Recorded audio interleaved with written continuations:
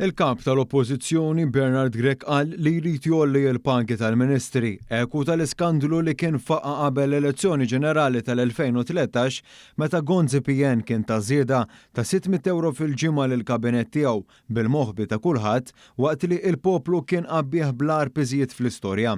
Grech sostna dan f'intervista riċenti li kellu mal-Lavin Malta ħabat jiddejjaq meta pressat iżjed fuqha anke jekk kienu stess li ġab id-diskors.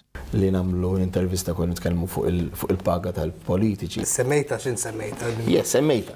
Kien gvern nazzjonalista li kien ta' bil-moħbi żieda fenomenali lil ministri u l-assistenti parlamentari kollha li kienu l-backbench ta' żmien Gonzi PN. Dan fl-istess perjodu li l-poplu kien mobi b'kontijiet esaġerati tal-enerġija li tefgħu lil eluf fil-faqar waqt li l-ekonomija kienet staġnata.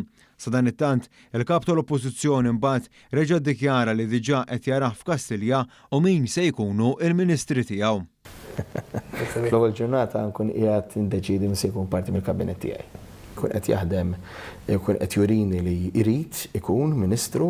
Tul intervista spikkaw bosta sitwazzjonijiet fejn Grech kien skomdu u ma rridx jwieġeb, imbagħad kien evidenti li lanqas ideoloġija m'għandu. Ma nafx qala dil-biża' kollha imma. Mhix biża' xejn. Mi biża' xejn. Li tkunu partita Le, mi biża' xejn. ċentru l